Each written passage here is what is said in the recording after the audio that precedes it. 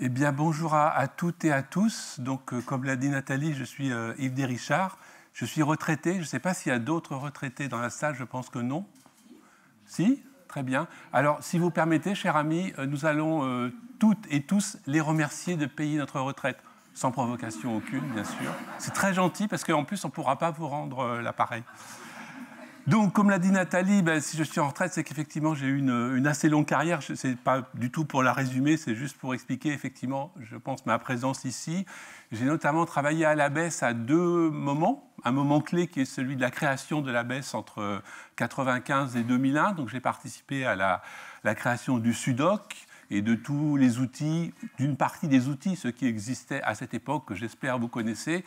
Et puis, tel Ulysse, même si ce n'est pas le sujet de ce jour, en tout cas la civilisation de ce jour, tel Ulysse, j'y suis revenu pour y finir ce que je n'appellerais pas une carrière. Et donc, comme l'a dit Nathalie, j'ai retrouvé ce que j'avais quitté, c'est-à-dire des collègues qui, eux, n'avaient pas bougé, mais bon, ça c'est l'administration. Et surtout, j'ai retrouvé les ressources continues, puisqu'effectivement, jusqu'à mon départ en retraite, l'année dernière, je me suis occupé de toutes les problématiques de ressources continues qui intéressent directement nos sujets, notamment par le biais des plans de conservation partagés, desquels il sera peut-être question dans le reste de ces journées.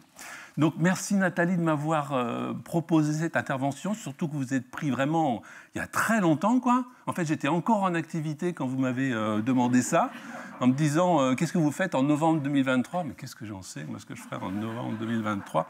Je serais peut-être passé sous un bus, je ne sais pas.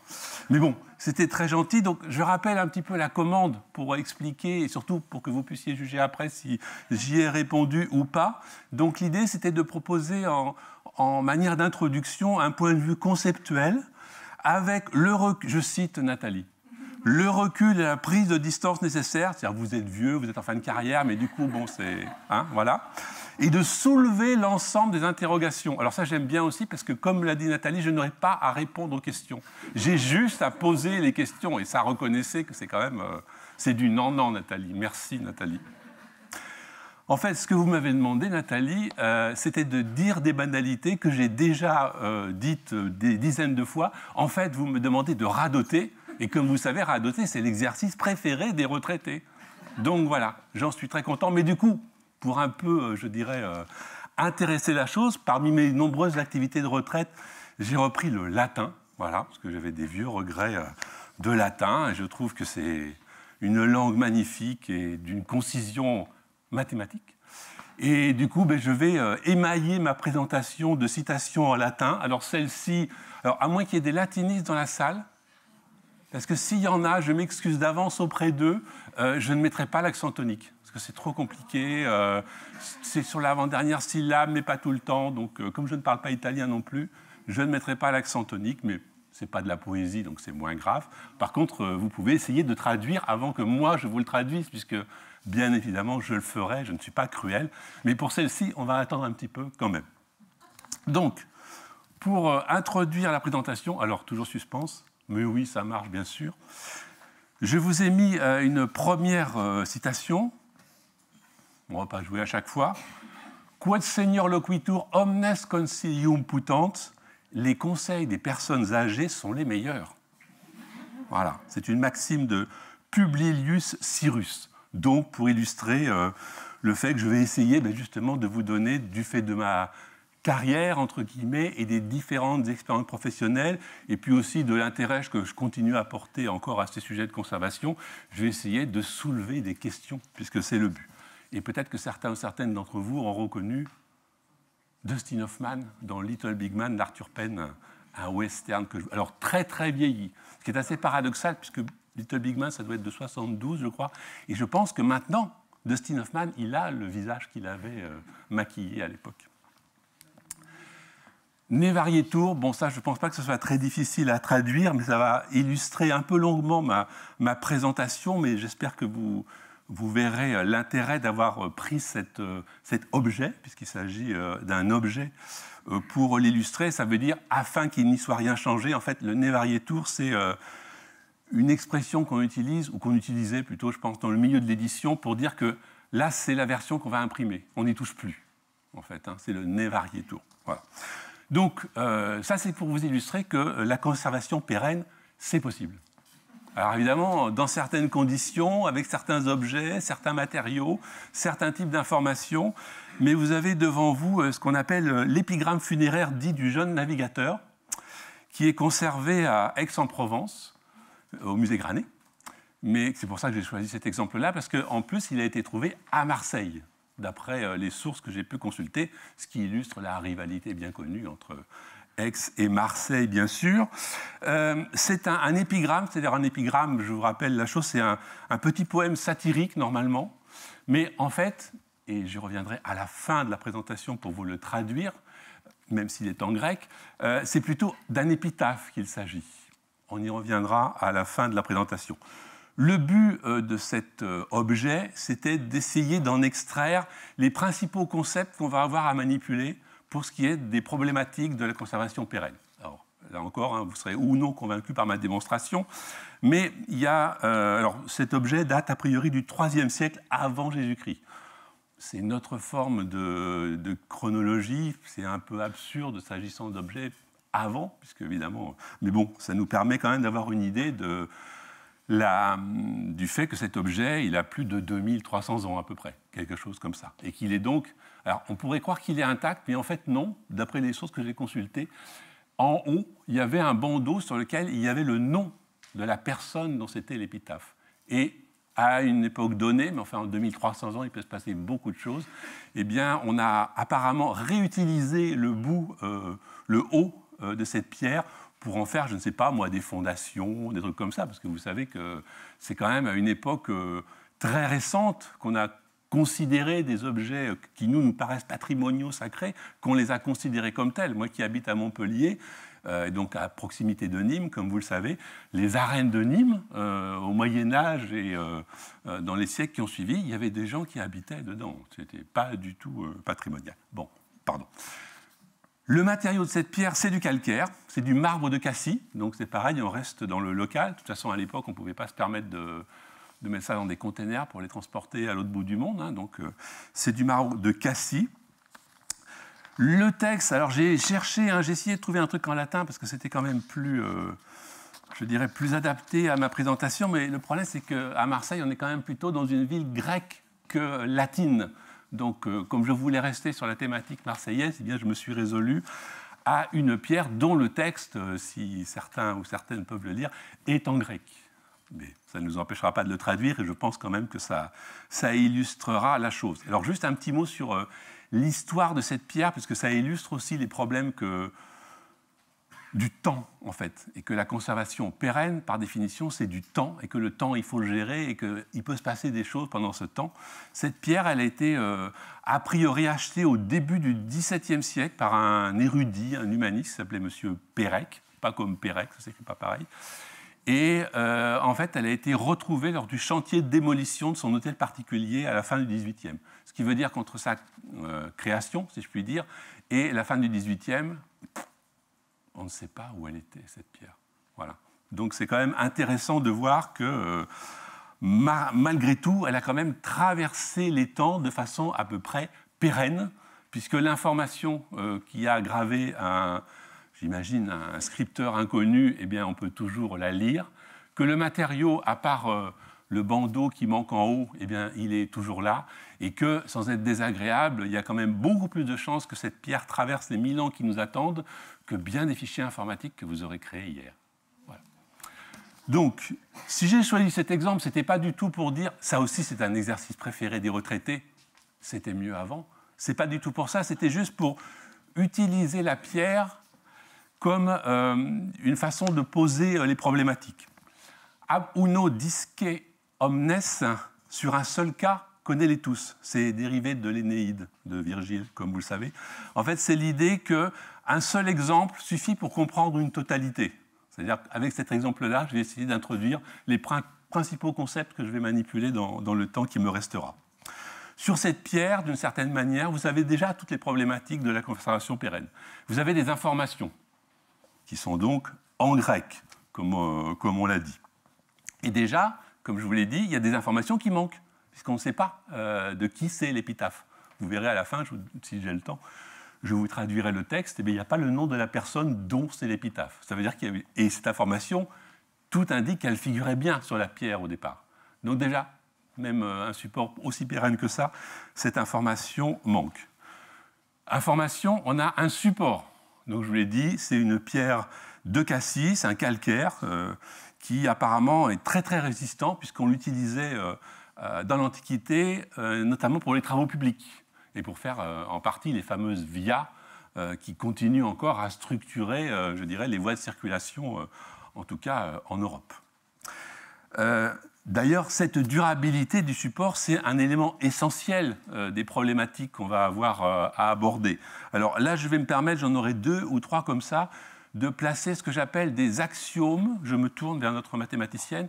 Nous sommes bien d'accord qu'un théorème se démontre, mais point un axiome. Non, on n'est pas d'accord? À peu près. Disons-le. Voilà. En tout cas, ce que je veux dire par là, c'est que je n'ai pas de démonstration pour prouver ce qui suit. Plus c'est dur, moins ça contient. Hein, l'idée qu'un support très résistant, effectivement, il va traverser le temps. Par contre, vous pourrez mettre très peu d'informations dessus. Et maintenant, on est avec des supports sur lesquels on peut mettre de plus en plus d'informations, mais j'irais quand même jusqu'à dire qu'ils sont de moins en moins pérennes dans le temps. Et je pense que vous le savez mieux que moi. Donc, deuxième problématique, le support et sa durabilité. Troisième problématique, et peut-être pas la plus importante, mais la troisième problématique, le codage. Et en l'espèce, le codage, c'est une invention qui continue à m'émerveiller, c'est une private joke, à m'émerveiller depuis le temps, c'est de l'écriture. L'écriture, hein, on est d'accord, c'est un codage, mais c'est quand même le codage qui nous a fait passer de la préhistoire à l'histoire, le codage qui nous permet depuis pas si longtemps que ça finalement, hein, quelques milliers d'années à peine par rapport à l'histoire humaine, mais c'est très très peu de choses, le codage qui nous permet de transmettre le savoir, les sentiments, les émotions, les histoires, les personnes, etc. Tout ce que vous voulez. Donc, c'est un codage. Et par là, c'est un élément important des problématiques de conservation. Information, support, codage. On pourrait même ajouter qu'il y a d'autres formes de codage dans cette pierre, puisqu'évidemment, cette pierre, elle relève de l'épigraphie. Hein, c'est-à-dire que c'est un support qui a été taillé. Et moi, je n'ai jamais essayé, je ne sais pas si quelqu'un a essayé.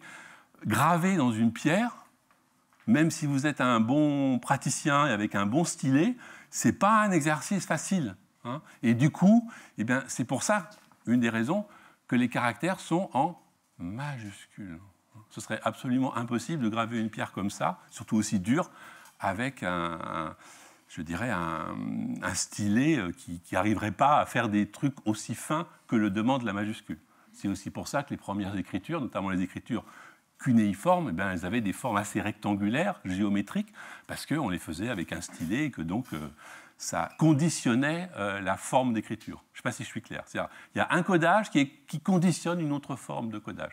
Et ça, mutatis mutandis, je ne traduis pas, c'est une problématique qu'on va retrouver. Dernier élément dont j'annonce qui sera ma conclusion, plus ou moins, et qui, pour moi, fait partie de la conservation pérenne, même si on s'éloigne des problématiques purement documentaires, c'est l'intelligibilité de la chose. Par curiosité, je suis allé voir, pour essayer d'illustrer ce que j'entends par intelligibilité de la chose, le nombre de candidats. Alors, je ne comprends plus rien au baccalauréat maintenant, hein, parce qu'évidemment, moi, quand je l'ai passé, c'était pas du tout comme ça. Il y a une spécialité qui s'appelle LLCA grec, et il y en a une autre qui s'appelle LLCA latin. Je suppose donc qu'il s'agit d'étudiants, de bacheliers en grec et en latin, en tout cas comme matière première. Pour la session de 2022, c'est-à-dire hier, il y avait en grec 225 candidats, en latin 507, soit, alors je ne suis pas très bon en maths, mais j'arrive quand même à faire une règle de 3. Si je rapporte aux 733 000 candidats bacheliers de l'an dernier, respectivement 0,03% et 0,07% des effectifs de bacheliers. Ce que je veux dire par là, c'est que l'intelligibilité du grec et du latin tel quel, c'est-à-dire sans s'appuyer sur une traduction, évidemment, tous ces textes sont traduits, mais l'intelligibilité de l'écriture elle-même, du codage lui-même, eh bien, j'ai le regret de vous dire, encore un exercice favori des retraités, que c'est quelque chose qui est en train de se perdre. Et ça, je ne sais pas si on va pouvoir l'illustrer sur les mathématiques, mais c'est très important de comprendre qu'au-delà de nos problématiques traditionnelles de conservation des supports et même des informations, il faut aussi qu'on puisse comprendre encore les informations. Ça fait partie pour moi de la problématique. Je suppose que vous reconnaissez, alors je ne sais pas de quel album il s'agit, j'ai honte, je ne l'ai pas noté. Exegi monumentum aere perennius, c'est ce que dit le personnage et ce que lui répond son collègue. J'ai achevé un monument plus durable que le bronze. C'est dans les odes d'Horace. C'est-à-dire que, quelle que soit l'époque et la civilisation, on a toujours l'impression que ce qu'on crée, que ce qu'on invente, ça va se conserver indéfiniment dans le temps, alors qu'il y a combien d'exemples qui prouvent le contraire. Donc évidemment, cet extrait des odes d'Horace, il faut le prendre dans un sens, sinon ironique, du moins comme antiphrase. Non, à part peut-être notre Pierre de tout à l'heure, et encore, elle-même a subi les outrages du temps, il y a très très peu de choses qui vont pouvoir traverser les temps si on ne fait pas intervenir des problématiques de conservation pérenne. Je suis clair ? Voilà. Donc la conservation pérenne, c'est quoi ? Alors là encore, moi je soulève, après vous retomberez si je puis dire. Ça vient du latin évidemment, perennis, soit per annus, donc ça veut dire par année, et par extension, ça veut dire qu'est-ce qui est durable. Après, la notion de durable, on en reparlera, 5 ans, 10 ans, 100 ans, 2300 ans, ça dépend un peu des cas de figure. Donc, j'espère avoir illustré ce que disait le vers de Virgile, je ne vais pas le remettre, mais sur un cas, connais-les tous, avec la pierre qu'on a vue tout à l'heure, on a vu qu'il fallait conserver une information, en l'espèce un texte en grec avec les contraintes épigraphiques du fait que ce soit en majuscule, qu'il fallait conserver un support, ou alors, peut-être pas ainsi pour cette pierre, puisqu'elle a été photographiée, c'en est un bon exemple, il faut aussi envisager des transferts sur un autre support. Il faut conserver un codage, l'écriture par exemple, ou changer de codage. On va voir qu'avec l'ère numérique, ces notions de changement de codage ont été, je dirais, démultipliées en tant que problème et problématique. Et puis, j'insiste, c'est mon dada, mais c'est moins le sujet de nos réflexions, il faut préserver l'intelligibilité de cette information. Alors c'est important que l'intelligibilité, c'est non seulement comprendre le texte en grec, éventuellement, mais aussi comprendre d'où vient cette pierre, à tout point de vue, civilisationnel, technique, etc., ou autre. Sinon, ça n'a pas de sens. Le texte même, lu aujourd'hui, sans le replacer dans le contexte ancien, ça veut dire quelque chose, mais ça ne veut pas dire ce que ça voulait dire il y a 2300 ans, si je suis clair. Donc, ça, c'est ce que peut être la conservation pérenne. Ce que ce n'est pas, en tout cas, là encore, c'est mon sentiment. Après, j'espère qu'on en débattra, on en discutera. Ce n'est pas une simple sauvegarde. La conservation pérenne, c'est une démarche. Ce n'est pas juste une sauvegarde que vous faites au cas où il y a un problème sur le support originel que vous l'avez. Ce n'est pas un moyen de faire de la place. Même si ça peut être utilisé comme ça, j'imagine si on évoque la problématique des plans de conservation partagés que j'ai évoqués tout à l'heure, on va parler de ça. Et même, ce n'est pas l'ultime étape du stockage.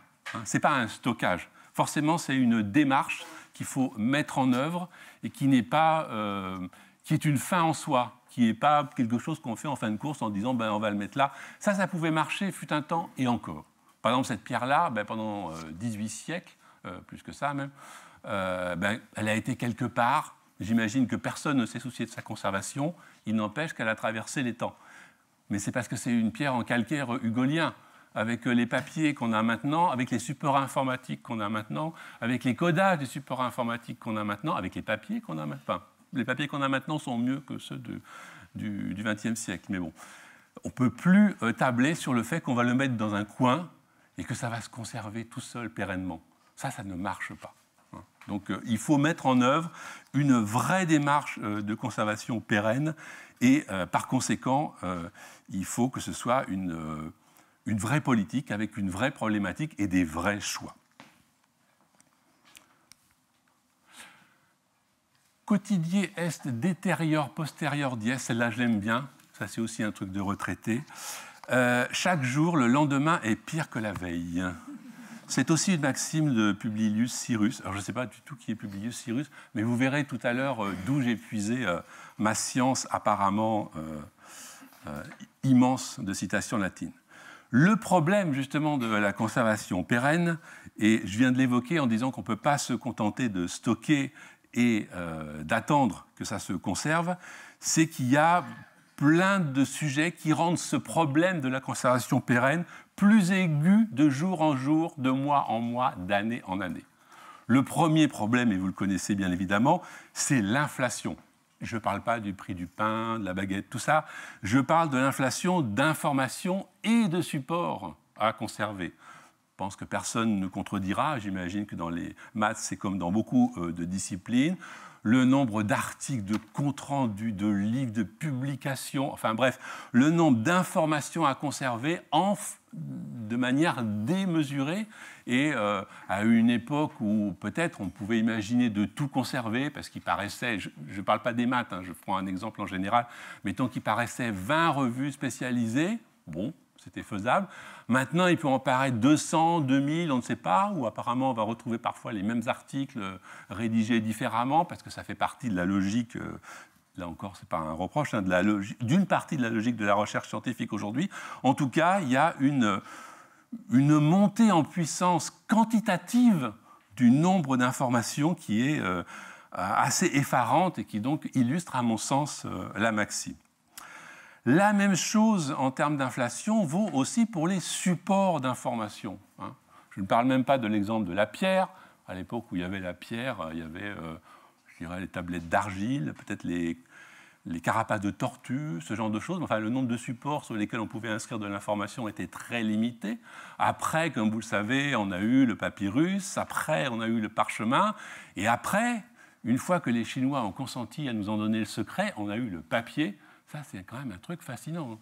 Le papier, ça a été créé plus de 1000 ans avant que ça n'arrive en Occident. Ça veut dire que pendant 1000 ans, les Chinois qui ont inventé le papier, ils ont gardé ce secret. Je trouve ça fascinant qu'ils ont pu garder un secret pareil quand on voit la révolution que ça a apporté, le papier, qu'ils aient pu garder un secret pareil pendant longtemps. Bon, là encore, pendant très longtemps, après l'introduction du papier en Occident, c'est resté l'un des supports privilégiés. Il a assez rapidement supplanté le parchemin, puis après, il n'y a plus que du papier.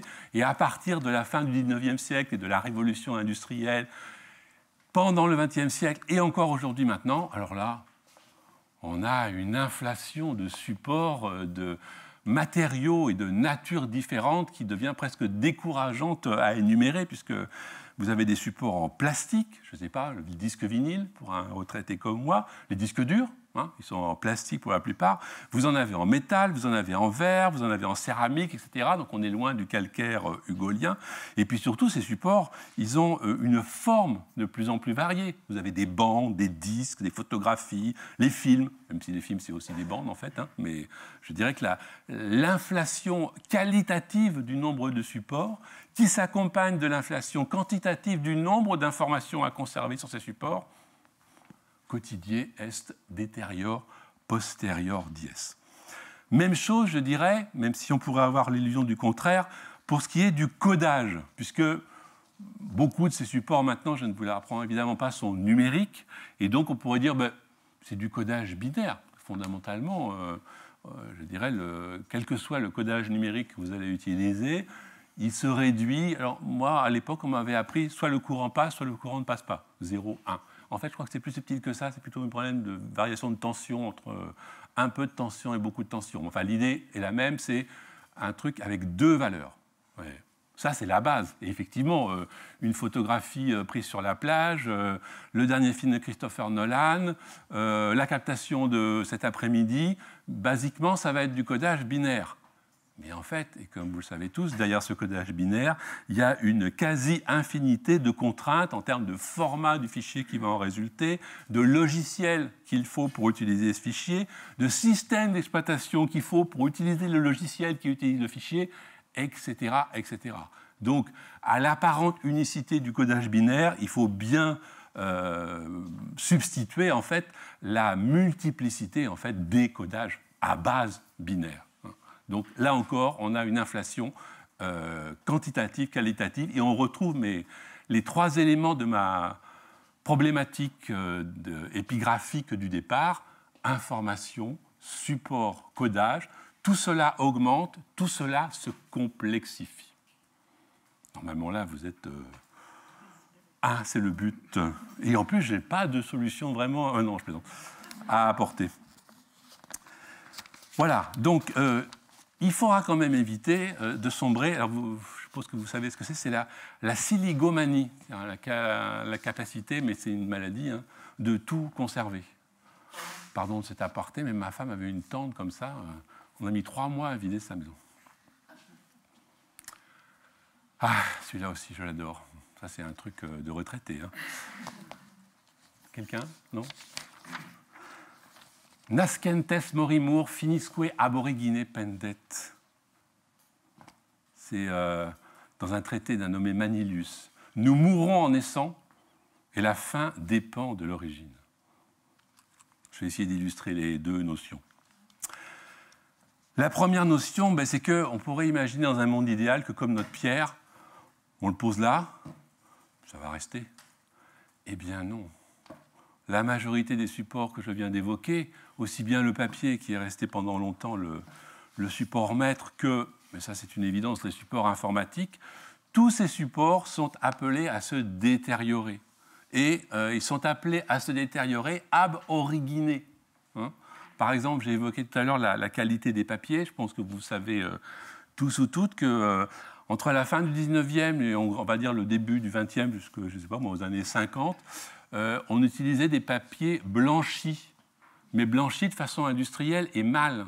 Ce qui fait qu'avec des acides qui attaquaient le papier, donc qui permettaient d'avoir un rendu plus net de l'encre sur la page, c'était plus facile à lire, mais par contre, ça attaquait le papier.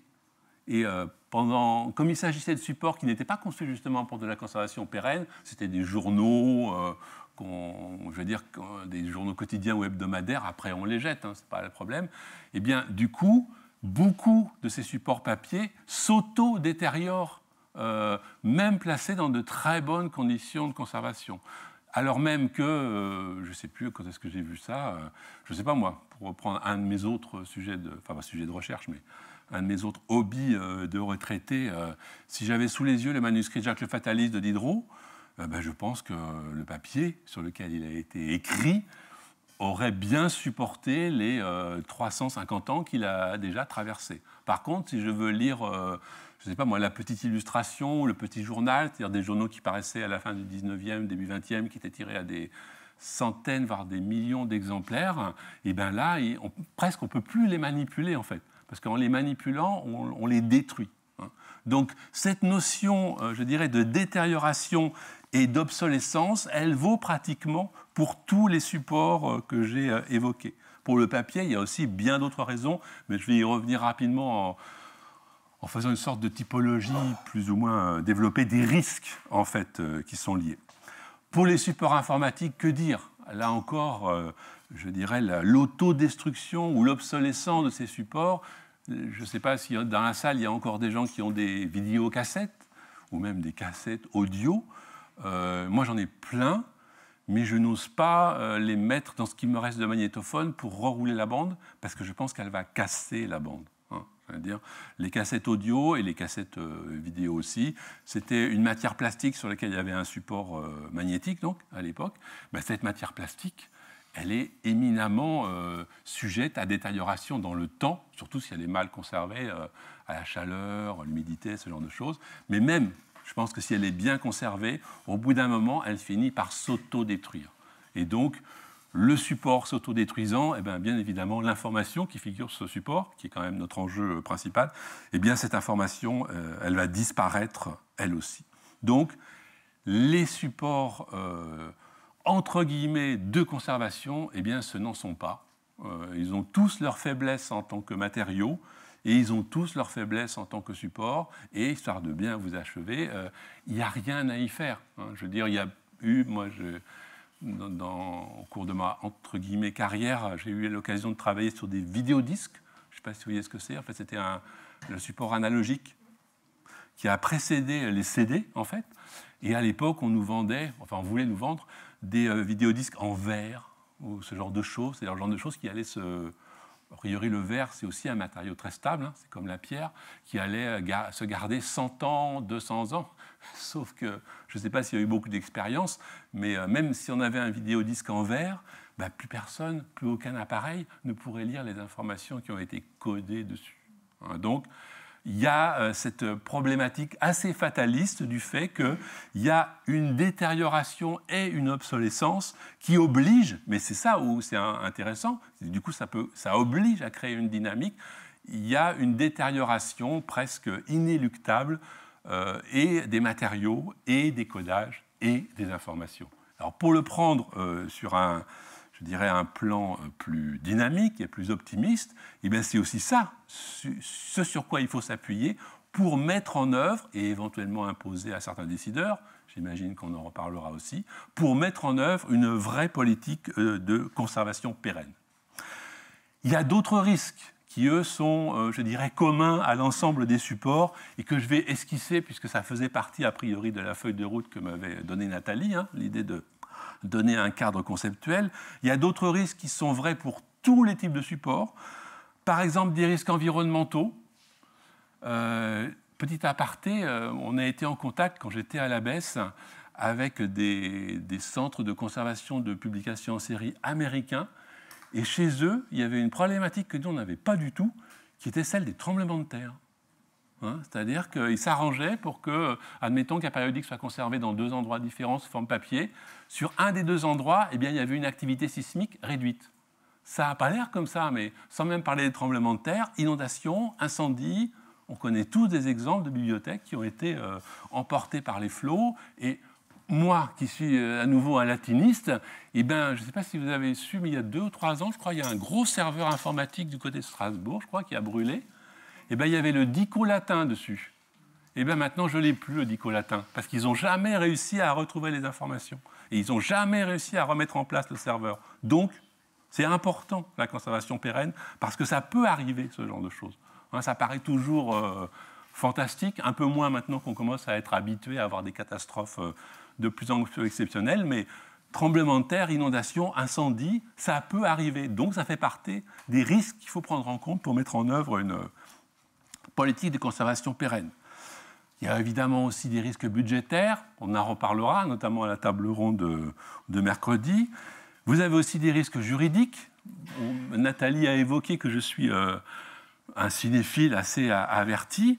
Je n'ai jamais travaillé en cinémathèque, mais dans les cinémathèques, il y a beaucoup de problématiques. Vous avez des cinémathèques qui ont des droits sur des films, mais pas les films, si vous voyez ce que je veux dire, et des cinémathèques qui ont des films, mais pas les droits. Hein, c'est-à-dire qu'ils ont le film matériellement, mais ils n'ont pas le droit de le projeter parce qu'ils n'ont pas un contrat avec le producteur ou autre. Et inversement, c'est assez étonnant, mais il y a des cinémathèques qui ont des droits de projeter de films qui n'ont pas. Voilà. Donc c'est important cette notion juridique, hein, parce que ça peut conditionner à terme l'accessibilité des données que vous allez mettre en œuvre dans une politique de conservation pérenne. Il n'y a pas que des aspects physiques et techniques dans une politique de conservation pérenne. Il y a aussi des aspects juridiques. Il y a aussi des aspects liés aux compétences. Tout à l'heure, j'ai parlé, bon, c'est plus de l'intelligibilité, c'est pas tout à fait la même chose, mais j'ai parlé tout à l'heure du peu de bacheliers qui font encore du grec ou du latin. Ben, mettre en œuvre une politique de conservation pérenne, ça suppose aussi de mettre en œuvre des formations qui vont accompagner les personnes qui vont avoir en charge cette conservation pérenne. Et ça, c'est très important aussi. Notamment, on risque d'appuyer là où ça fait mal, parce que ça a aussi des conséquences budgétaires. Hein, la formation des gens et le fait de recruter des gens qualifiés, eh bien, ça a des conséquences budgétaires. Mais c'est un des risques qu'il faut prendre en compte pour mettre en œuvre une politique de conservation pérenne qui tienne le coup. J'ajouterai aussi, dans ma série typologique, mais j'essaie de répondre consciencieusement à la commande, tous les problèmes plus spécifiques posés par les supports numériques, hein, les problèmes de sécurité d'accès aux informations. Ben, on évoquait tout à l'heure le cas du dico latin, donc le fait que ben voilà, si les ordinateurs brûlent, puisque là ils ont brûlé et qu'il n'y a pas de sauvegarde ailleurs, et bien voilà, c'est fini, quoi. Et puis même s'il y a des sauvegardes, mais il faut s'assurer qu'elles soient bien mises à jour à fréquence, il faut s'assurer qu'on a bien la dernière version du bon système d'exploitation, du bon logiciel pour le bon codage, hein. Donc ça aussi c'est je dirais quelque chose de dynamique.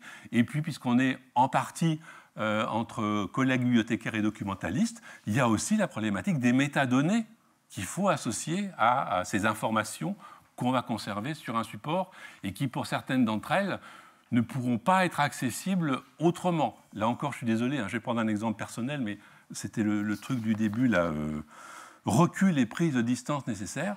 J'ai eu l'occasion de faire des recherches sur un outil absolument formidable qui s'appelle l'Inatek. C'est le dépôt légal de la télévision que peut consulter dans certaines bibliothèques municipales. J'avais besoin, pour des recherches, je ne vais pas tout dire. Et les documents qui sont dans l'Inatek, ils sont indexés presque à la seconde près. Je prends un exemple. Moi, je travaille sur un acteur des années 30 et je voulais juste voir les endroits où il intervient dans les émissions. Le grand échiquier. Est-ce que certaines sortent sur le grand échiquier? Eh bien, si vous n'avez pas une indexation fine, ça veut dire, pardon de la vulgarité du vocabulaire, mais vous allez vous taper 2h30 de Jacques Chancel pour 1 minute d'un acteur. Or, les équipes de l'INA, grâce à eux, formidables, ils indexent le grand échiquier, et donc vous savez qu'à 45 minutes, 12 secondes du début de l'émission, vous avez l'interview que vous cherchez. C'est extraordinaire, mais sans ça, c'est même pas la peine de faire de la conservation pérenne, puisque personne ne va aller consulter, surtout dans l'audiovisuel, ça prend beaucoup de temps de consulter les documents audiovisuels, personne ne va aller consulter 250 documents de 2 heures pour en extirper à chaque fois 2 minutes d'interview. Donc les métadonnées aussi, ce n'est pas de la démagogie, je parle à un public convaincu, je le sais, mais c'est pour bien souligner justement l'importance de la chose. Les métadonnées, ça fait partie de la mise en œuvre d'une politique de conservation pérenne donnée. Voilà, donc j'ai essayé de résumer à peu près la problématique des risques, j'en ai oublié bien sûr, parce que je ne vais pas totalement vous déprimer non plus, la problématique des risques qu'il faut prendre en compte pour mettre en œuvre une politique de conservation pérenne. En fait, elles sont toutes bien, ces citations. Ce n'est pas parce que je les ai choisies, c'est parce que vous verrez à la fin, c'est le livre desquels je les ai tirées qui est vraiment formidable. Quid agis, prudenter agas et respice finem. Quoi que tu fasses, quid agis, prudenter agas, fais-le avec prudence, et respice finem, et sans perdre de vue la fin. C'est-à-dire que quand on met en œuvre, pour revenir sur nos sujets, une politique de conservation pérenne, eh bien c'est une politique. Donc ça veut dire que ça a des objectifs, et que les objectifs, ils ne sont pas définis, un peu de démagogie ne fait jamais de mal, au fur et à mesure des interviews que vous allez faire à TF1 ou à CNews, ils sont définis au départ, et que donc vous allez les respecter, parce que sinon, ce n'est pas la peine soit de faire de la conservation pérenne, en tout cas, ce n'est pas la peine d'appeler ça une politique, parce que ça n'en sera pas une. Donc, la mise en œuvre d'une politique de conservation pérenne, ça s'accompagne, ça se précède même d'une réflexion en amont qui va prendre en compte un certain nombre de critères, j'en ai déjà esquissé certains, les risques, les problèmes de détérioration, les problèmes d'obsolescence, et puis ça va prendre aussi 2 critères fondamentaux dont on reparlera à la table ronde, mais dont j'imagine on va pouvoir reparler aussi peut-être cet après-midi et en tout cas demain. Le premier, c'est qu'au risque là encore de paraître désagréable, qui dit conservation dit élimination. Comme je l'ai dit tout à l'heure, ce n'est pas la peine d'imaginer qu'on va pouvoir tout conserver. Donc, on met en œuvre, alors moi quand j'étais à l'ABES à la fin de ma carrière, c'est ce que je disais, on met en œuvre des plans de conservation partagés, mais ça veut dire que ce qu'on met en œuvre, c'est des plans d'élimination partagés. Parce que qui dit conservation veut dire que l'un va garder et l'autre jeter. Donc, il faut le savoir, la définition d'une vraie politique de conservation pérenne, c'est aussi la définition d'une vraie politique d'élimination. Ça, je sais que ce n'est pas toujours très facile à entendre, que ça ne vaut pas dans tous les contextes, etc. Je suis dans le cadre général, il y a des bibliothèques dont la vocation même est de tout conserver, d'autres non. Eh bien, ces secondes n'ont pas à en rougir, mais juste elles vont mettre en œuvre une politique de conservation pérenne qui sera adaptée à cette contrainte. Deuxième contrainte très importante, et qui est le respice finem que j'évoquais, on conserve de façon pérenne pour des usages et pour des usagers. On ne va pas mettre ça, toujours le côté cinéphile, vous vous souvenez dans Les Aventuriers de l'Arche perdue, Pendant 2 heures, il cherche l'arche d'alliance, tout ça. Il finit par la trouver, Harrison et Karen. Oui, c'est ça, Harrison et Karen. Et à la fin, qu'est-ce qu'il arrive à l'arche d'alliance? Ils la mettent dans un entrepôt gigantesque où elle disparaît et plus personne n'en entend parler. Ça, c'est pas de la conservation pérenne, ça. Hein? La conservation pérenne, c'est je conserve avec toutes les contraintes problématiques que j'ai évoquées, tous les choix que j'ai faits pour des gens et pour des usages de gens. Et ça aussi, il faut essayer de les anticiper avant. Ça, je reconnais que c'est moins facile. Hein? Anticiper des usages qui existent déjà, on peut les maîtriser. Mais anticiper des usages futurs de certains documents, là, c'est beaucoup plus difficile. Hein, on a tous entendu parler, je ne sais pas moi, je n'arrive pas à trouver d'exemple, mais je ne sais pas moi, par exemple, dans les années 30, j'imagine que personne, toujours mes sujets, n'aurait conservé les petites comédies cinématographiques françaises qui sortaient sur les écrans. Maintenant, c'est devenu un objet sociologique. C'est ça, bon voilà, l'exemple, il est là. Au départ, c'était des films pour rire. Maintenant, c'est des films qu'on regarde d'un point de vue sociologique. C'est-à-dire, on dit, ben voilà, ça traduit les rapports entre les hommes et les femmes à l'époque, l'antiparlementarisme, certains sujets ou autres. À cette époque des années 30, si on les a conservés heureusement, on ne conservait pas ces films-là pour ça. À l'époque, on ne se disait pas, ben, les gens vont les considérer comme un objet sociologique. Maintenant, c'est un usage. Donc ça fait partie des usages qu'on ne peut pas anticiper, en fait. Hein. Mais en même temps, ça fait partie des contraintes, et c'est aussi une bonne chose. Mais en tout cas, j'insiste sur le fait qu'il ne faut pas faire comme l'Arche d'Alliance, que Harrison, il s'est quand même cassé la nénette, il a fait tout un tas de pays pour aller la trouver, il a battu les nazis, les serpents, enfin tout ça quoi. Tout ça pour qu'on mette le truc dans un entrepôt de, je ne sais plus quoi d'ailleurs, d'un quelconque organisme américain, où plus personne ne va aller la consulter, l'Arche d'Alliance. C'est bête d'avoir fait tout ça pour rien. Hein. Donc là, non. La conservation pérenne, ça se fait forcément en pensant qu'à un moment ou un autre, eh bien, il va y avoir un usage.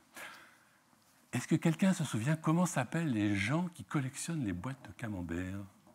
Je ne l'ai pas noté. Non. Bon. Vous allez googliser, puis vous me le direz après. Je suis toujours à peu près clair. Bon. C'est facile, ça, non? Surtout avec l'illustration. La Reine Rouge, Alice, vous l'avez reconnue. La Reine Rouge, c'est la dame qui court tout le temps parce qu'il faut qu'elle... Non, ça c'est une autre, ça. La Reine Rouge, c'est celle qui court tout le temps pour rester sur place. Non progredi est regredi. Ne pas avancer, c'est reculer. Voilà. L'idée qu'il y a derrière, puisque j'essaie de traduire tout ça après dans ma problématique, c'est que la conservation pérenne, c'est un processus dynamique. Je l'ai déjà évoqué, hein. C'est juste pour insister sur la chose. Et puis aussi pour poser quelques questions qui font mal et auxquelles Nathalie, merci Nathalie, ne m'a donné aucune obligation de répondre. Donc, un processus dynamique, ça veut dire par exemple, si je mets en œuvre une politique de conservation pérenne, est-ce qu'il faut que je modifie le support de conservation? A priori, la réponse sera oui, puisque si je veux être cohérent avec ce que je vous ai dit tout à l'heure, tous les supports sont appelés à se détériorer. Donc si on veut pérenniser les informations qu'ils contiennent, il faut à un moment ou à un autre les transférer sur un autre support. Mais cette notion de modification-transfert, elle pose beaucoup d'éléments problématiques et puis elle soulève aussi beaucoup de risques, sans parler des budgets qui doivent l'accompagner. Une fois qu'on a transféré l'information sur un autre support, est-ce qu'on va garder l'ancien support? Je traduis en français moderne. Oui, ben maintenant j'ai accès à... Pardon. Ouais, je faisais toujours ça quand j'étais en formation, je limitais la bibliothécaire caricaturale des films, quoi. Ben maintenant que j'ai accès à, je sais pas, une revue de mathématiques très prestigieuse sur Springer, est-ce que je vais jeter ma collection papier? Bonne question. Et moi, je n'ai pas la peine d'y répondre, on le réévoquera. Mais c'est cette idée-là. À partir du moment où vous avez un support plus facile d'usage, entre guillemets, peut-être plus pérenne, encore qu'on peut en douter, est-ce que pour autant, ça vous oblige à jeter le support que vous avez déjà? Et on retrouve manque de place, budget, ce genre de choses. Dans un processus de copie, même numérique, forcément, il va y avoir un pourcentage de perte d'informations. Quel pourcentage êtes-vous prêt à accepter? Quelles sont les conséquences budgétaires du pourcentage que vous êtes prêt à accepter? Je suis toujours clair, hein? L'idée que le processus dynamique, il s'accompagne à chaque fois de risques de déperdition soit du support, soit de l'information, soit du codage ou autre. En cinéma, je suis désolé, hein, mais bon, on m'a aussi recruté pour mes hobbies. En cinéma, c'est typique. Moi, il n'y a rien de plus qui m'énerve, parce que je suis un vieux cinéphile. Copie restaurée en 4K. Vous voyez ça, hein, de temps en temps, il y a des films qui sortent. Je ne sais pas, imaginez qu'on numérise la Joconde. Encore que la Joconde, ce n'est pas un tableau, il est bien conservé. On numérise la Joconde et après, on modifie le fichier résultant parce que là, il y a un sfumato qui n'est pas très bon derrière la Joconde. Vous voyez ce que je veux dire? Mais ce n'est pas la Joconde. C'est un fichier numérique que vous avez pris de la Joconde. Eh bien, un film restauré en 4K d'un film qui est sorti dans les années 30, ce n'est pas un film des années 30, c'est une copie que vous avez restaurée. Donc ça aussi, alors je ne dis pas que c'est mal, hein, parce que du coup ça permet de voir le résultat, déjà, de le conserver d'une certaine manière, mais qui n'est pas la manière d'origine. Il y a beaucoup d'avantages, mais il faut peser les mots. On ne restaure pas l'œuvre, on restaure une copie numérique de l'œuvre. Ce n'est pas pareil. Et ça aussi, c'est des éléments problématiques qui sont très très importants à prendre en compte. Et qui illustre, bon, à mon avis, c'est un sujet qui est plutôt derrière nous, mais je ne sais pas s'il y a des collègues de la BNF ici ou demain. Voilà, l'idée que, par exemple, pour les supports numériques, est-ce qu'on va justement faire de la copie qui va permettre de passer d'un outil de consultation obsolète à un outil à jour, ou est-ce qu'on va émuler, c'est-à-dire conserver l'environnement informatique d'origine pour consulter l'information telle qu'elle l'était originellement? A priori, cette notion d'émulation, elle est quand même un peu, à moins que les collègues de la BN disent autrement, mais elle est plutôt derrière nous. Hein. Ça a été pendant longtemps une problématique. Hein. On s'est forcé de... Et ça la reste pour des supports qui n'ont pas cette possibilité de, je dirais, de transfert. Si vous avez un film en 8 mm, en 16 mm, si vous avez un disque en 78 tours, si vous avez une cassette audio BASF, ben, si vous voulez écouter le support d'origine, il faut bien que vous ayez l'appareil d'origine, parce que sinon... On revient à la Joconde et au film restauré en 4K, ce n'est pas l'information d'origine que vous avez consultée, c'est une copie numérique de l'information d'origine avec toutes les pertes que ça va engendrer en termes de codage, etc. etc. Je suis toujours à peu près clair? D'accord, c'est bien parce qu'il ne me reste plus que 10 minutes, un quart d'heure. Donc, même si je ne suis pas clair dans le quart d'heure qui reste, ce sera toujours ça de gagner. Donc ça, c'est important. Il faut savoir que la conservation pérenne, c'est un processus dynamique, parce que si on ne la fait pas, ben c'est comme la reine rouge, si elle s'arrête, elle va repartir en arrière. Mais du coup, ça pose beaucoup de problèmes en termes de qu'est-ce qu'on copie, comment, quel pourcentage de pertes on est prêt à accepter dans la copie, etc., etc. Et je ne parle même pas de toutes les contraintes budgétaires, humaines, matérielles que ça peut avoir. Autre question d'ailleurs problématique, je l'ai évoqué tout à l'heure avec mes tremblements de terre et mes bibliothèques américaines. Est-ce que pour une information ou un support donné, à la limite, il faut avoir un seul lieu ou plusieurs lieux de conservation répartis? Est-ce que si on a plusieurs lieux, il faut que chaque lieu conserve l'entièreté ou conserve, c'est par exemple le cas dans les plans de conservation partagés, enfin dans certains plans de conservation partagés, on se partage nationalement une collection virtuelle, si vous voyez ce que je veux dire. C'est-à-dire que certains vont conserver telle partie d'une revue, certains autres vont conserver telle autre, et du coup, l'entièreté de la revue sera conservée au niveau national. Il n'empêche que si jamais il y a un tremblement de terre dans la bibliothèque qui conserve 1920-1940, voilà. Mais évidemment, la solution, dans ce cas-là, tout le monde conserve tout. Ah ben oui, mais on retombe sur les risques que j'ai évoqués tout à l'heure et les problématiques que j'ai évoquées tout à l'heure, et le fait qu'on ne peut pas, de toute façon, tout conserver. Petit point démagogique, il y a quand même un élément qui ressort, et notamment de ces derniers points que j'ai évoqués, c'est-à-dire le fait de partager, de multiplier les lieux de conservation. C'est difficile d'envisager une politique de conservation pérenne, je le dis parce qu'ils ne sont pas encore là, hein. Même les collègues de la BN s'y sont résolus, sans évoquer des mots comme partage, collaboration, répartition. Ça aussi, c'est très important, hein, parce que moi, je viens... Quelle année j'ai commencé déjà? 81 quand même. Il venait juste d'être élu, incroyable. Hein. À l'époque, il y avait beaucoup de bibliothèques qui fonctionnaient chacune dans leur coin. Moi, je garde, toi, tu fais ce que tu veux. C'est plus possible. On est au XXIe siècle, il y a longtemps que ça n'est plus possible. Un outil, enfin, l'ABES et les outils qu'elle a développés, c'est un exemple typique de ça, une illustration du fait qu'il n'est plus possible à un établissement documentaire seul d'envisager quelque problématique que ce soit, mais notamment les problématiques de conservation pérenne qui nous occupent. Dernier élément aussi de problématique, encore une question soulevée, c'est qui doit mettre en œuvre ou initier ou choisir ce processus de conservation pérenne. En gros, il y a 3 acteurs, en tout cas dans le domaine mathématique, à moins que vous me contredisiez. Il y a vous, madame, les scientifiques, les chercheurs, les enseignants. Il y a une autre partie des collègues, les bibliothécaires, les responsables des centres documentaires. Et puis, il y a aussi un élément que j'ai évoqué tout à l'heure succinctement avec Springer, qui sont les éditeurs scientifiques, avec, je dirais, beaucoup de choses à dire que vous direz sans doute beaucoup mieux que moi. Donc, est-ce qu'une politique de conservation pérenne doit s'envisager avec un ou 2 de ces 3 acteurs, ou les 3, ou un seul? Là encore, je n'ai pas l'obligation de répondre à la question. J'ai juste l'obligation de la poser. Alors, et comme je suis sur des sujets latins, je pourrais évoquer l'idée du triumvirat, mais ceux qui ont un minimum de culture latine savent que les triumvirats se sont rarement bien finis. Donc, ce n'est pas forcément une bonne solution à évoquer. Je n'ai pas fini, mais j'ai à peu près fini ma péroraison problématique. J'espère à peu près, mais ne me répondez pas maintenant, après questionnaire et tout, note sur 10, machin. J'ai essayé de poser des éléments de problématique sur tous les aspects de la conservation pérenne. Je vais, non pas terminer, mais enchaîner, parce que ça, je ne sais pas, c'est un de mes hobbies, sur l'intelligibilité, en prenant là encore un exemple puisé dans l'histoire antique. L'objet que vous avez sous les yeux, c'est une tablette en bronze. Voilà encore, le bronze, hein. On peut traverser le temps sans trop de problèmes. Une tablette qui, elle, date du IIe siècle avant Jésus-Christ, donc elle est plus récente que l'épigramme qu'on a vu tout à l'heure.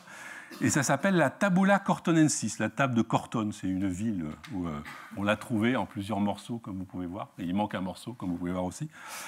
Et cette table est écrite en étrusque. Comme vous le savez peut-être, les Étrusques, c'était un peuple fascinant qui vivait au nord du Latium.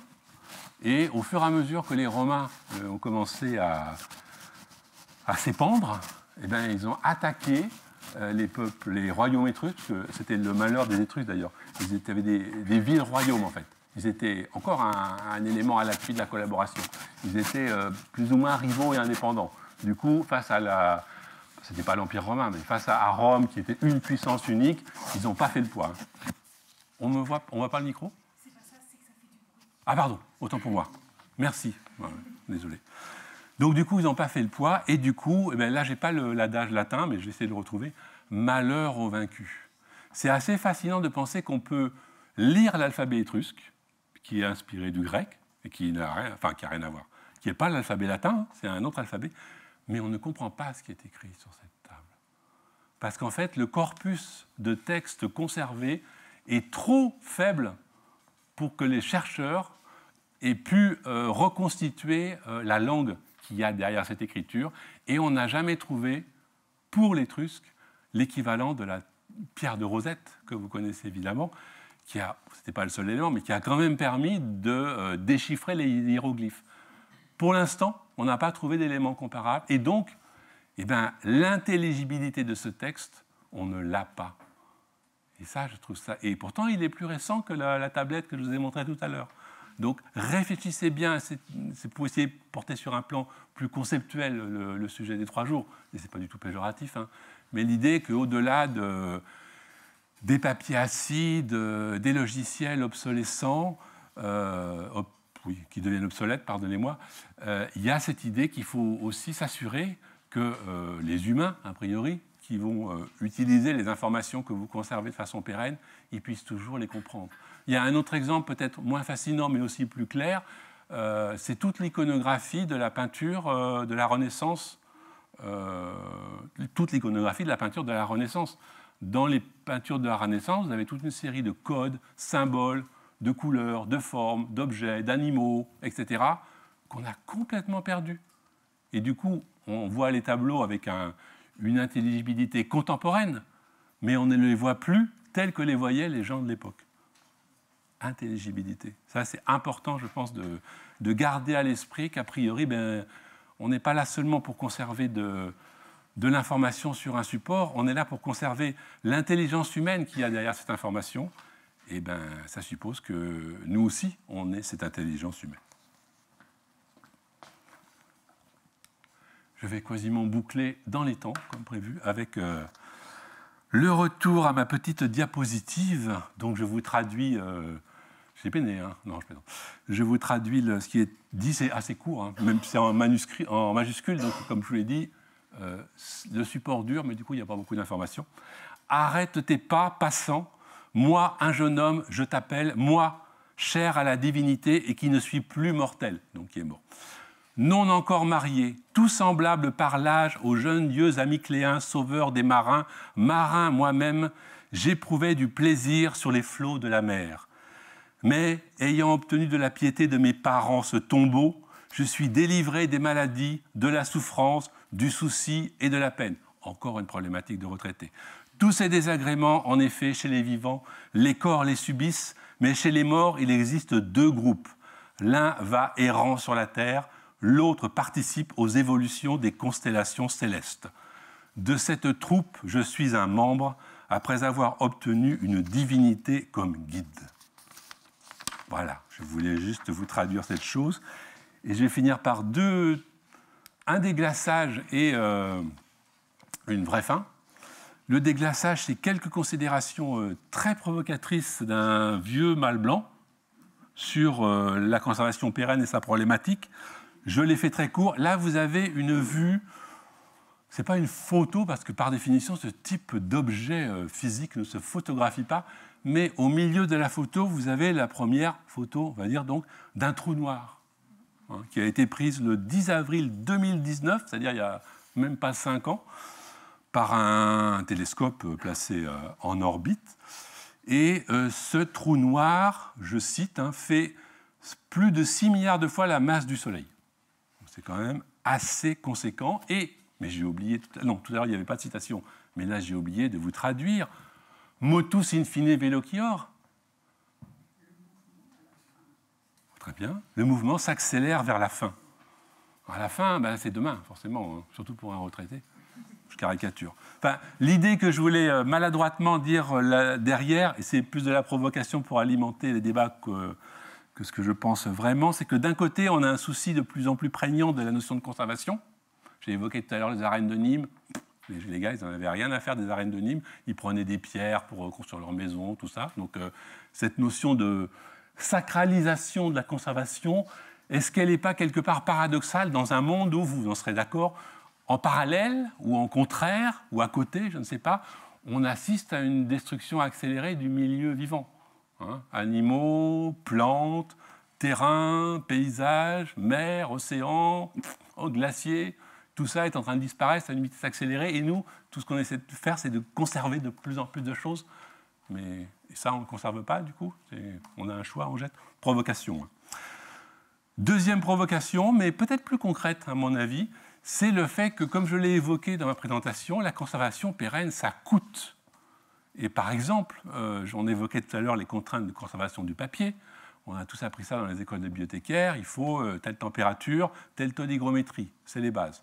Or, dans un magasin, pour conserver une température donnée et un taux d'hygrométrie donné, eh bien, il faut des appareils pour le faire. Et ces appareils, pour la plupart d'entre eux, ils sont alimentés avec de l'électricité. Et ça coûte beaucoup d'argent et beaucoup d'énergie, fossiles ou autres, pour produire en fait cette énergie. Donc là encore, est-ce qu'on n'est pas dans le paradoxe ? D'un côté, on met en œuvre des politiques de plus en plus sophistiquées pour une conservation pérenne de plus en plus avancée, et d'un autre côté, pour mettre en œuvre cette politique, on est obligé de consommer des matières, des matériaux, des énergies qui pour la plupart ne sont pas renouvelables. J'ai décidé de plomber aussi à la fin. Et enfin, troisième, je dirais, aparté philosophique plus que technique ou politique, c'est que la conservation pérenne, tout à l'heure on a évoqué j'ai montré et longuement détaillé cette table de 2300 ans, ça nous confronte forcément, vous moins que moi, hein, bien sûr, à notre propre obsolescence. à notre propre fin. Et je suis désolé, mais c'est forcément, quand vous mettez en œuvre une politique de conservation pérenne dont l'idée est qu'elle vous survive administrativement, et bien forcément, quelque part, il y a aussi cette idée-là, que ce que vous allez mettre en œuvre, ça vous survivra. Administrativement, techniquement, humainement. Voilà. Donc ça, je pense que c'est important. C'était une petite échappée philosophique pour pas conclure, mais pour conclure la présentation et la péroraison proprement dite. J'ai épuisé l'essentiel de mes citations dans ce magnifique ouvrage, le dictionnaire des sentences latines et grecques. Je me demande si ce n'est pas un éditeur marseillais, non ? Non, je ne sais pas. En tout cas, c'est une petite merveille d'érudition. C'est classé par thème. Donc, vous allez voir dedans, il y en a des centaines. Il y en a aussi en grec, comme c'est indiqué. Bon, bah, évidemment, j'ai puisé qu'en latin. Il y en a des centaines, juste une minute. Et donc, ce que vous avez là, c'est acta est fabula. Le spectacle est terminé. Le 19 août 14, après Jésus-Christ encore, l'empereur Auguste mourait. Il avait 75 ans. Je peux vous dire que, enfin, vous le savez comme moi, à l'époque, 75 ans, c'était un âge d'autant plus vénérable que quand il était petit, tout le monde avait cru qu'il ne deviendrait même pas jeune, en fait. Et toute sa vie, il a été très malade. Et il est mort à 75 ans après avoir régné pendant 40 ans. Quand vous savez que quelques années plus tard, en 69, pour ne pas le citer, il y a 3 empereurs qui vont se succéder en une seule année, vous pouvez voir la longévité du règne d'Auguste. Ça a été un grand homme, c'était le premier empereur, même si lui, il n'aimait pas trop le terme, mais c'est lui qui a créé l'Empire romain. C'est lui qui a mis en œuvre la Pax Romana. Et pardon de raccrocher nos sujets de ce jour avec la problématique. Pendant 3 siècles, tous les pays autour de la Méditerranée ont fait partie de l'Empire romain, duquel on pensera ce qu'on voudra, dictature, etc. Bon, je ne dis pas que tout était noir, mais pendant 3 siècles, tous ces pays ont été en paix. Et ça a été la dernière fois jusqu'à ce jour, et je n'ai pas besoin de vous dire jusqu'à ce jour. Merci à vous.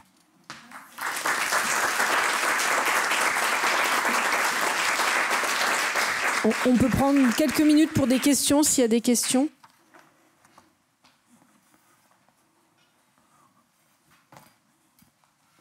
J'ai respecté le timing. C'était très intéressant quand vous avez fait allusion au fait que pour relire des choses finalement pas si vieilles que ça, il faut même avoir les ordinateurs d'époque, les systèmes d'époque, etc.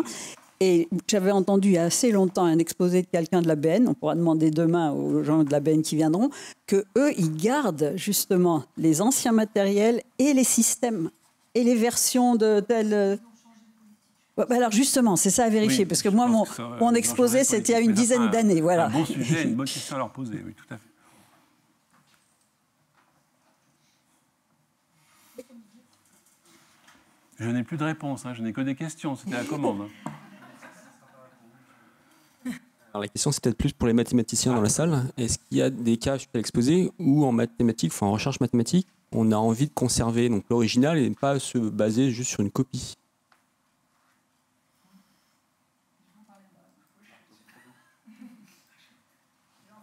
Donc, la réponse.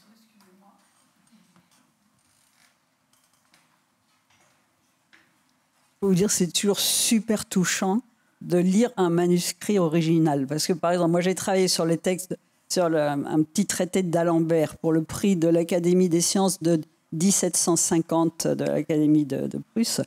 Et le problème avait été posé par Léonard Euler, pas rien, naturellement, et qui était comment expliquer la résistance qu'exerce un fluide en mouvement sur un corps, quelle que soit la forme du corps, quelle que soit la vitesse du fluide, quelle que soit la densité du fluide. Donc, ce problème est mis au concours. Il y avait un prix à gagner, très intéressant le prix à gagner, pas de l'argent, la publication, parce que ça coûtait très très cher. D'accord. Donc, on a conservé, donc, et le concours était très très bien fait, c'était anonymisé.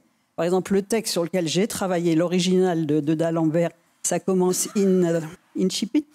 Je commence. C'est-à-dire, on n'a pas le nom d'Alembert, on a juste le nom incipit. Et puis Alors, comme on l'a identifié, que c'est d'Alembert, donc un tout petit cahier comme ça, écrit d'une écriture d'écolier, c'est très touchant de voir ça. Et on l'a identifié parce que finalement, Euler a décidé que les 6 personnes qui avaient répondu, c'était pas des bonnes réponses. Il avait naturellement identifié d'Alembert, parce qu'il utilisait les dérivés partiels que d'Alembert avait inventés quelques années avant pour un autre prix au concours de l'Académie. Oui, je vais très très vite, je finis. Et surtout, ce qui est intéressant, c'est que, comme Euler a dit, non, aucun ne mérite d'avoir le prix, d'Alembert s'est fâché et il a écrit en disant, c'est moi, je récupère mon manuscrit, je ne veux plus, parce que le concours a été reporté de 4 ans. Et il a dit, je veux pas concourir. Et par chance, il l'a traduit en français, et c'est la théorie des eaux coules. Il y a tout un bouquin qui existe. Et c'est un problème ouvert en maths aujourd'hui, hein, parce que quelle que soit la vitesse de l'écoulement, je peux vous dire, c'est un problème ouvert, je ne rentre pas dans les détails. Voilà. Donc, c'est juste pour dire surtout que c'est très touchant de travailler sur l'original et puis de pouvoir le lire.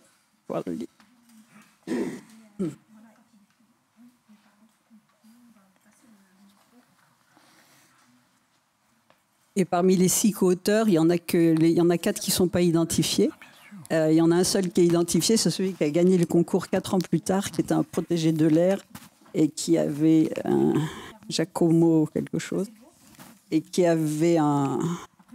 faisait du droit canon. Donc, bref, d'Alembert était très très furieux de ne pas avoir eu le prix, et je crois qu'il avait quelques menues raisons. Ah oui, surtout, il avait écrit au président de l'Académie de Prusse de l'époque, quand il a retiré son manuscrit, en disant, je sais, il y avait trois on va dire, référis. Je sais qui étaient les référis, dont Euler, et il y en a un qui a son protégé, c'est lui qui va avoir le concours. Donc c'est pour ça. Ah oui, Giacomo Adami, ça me revient. Voilà, donc voilà, en tout cas, pouvoir faire ce travail sur des archives qui existent encore, c'est pas.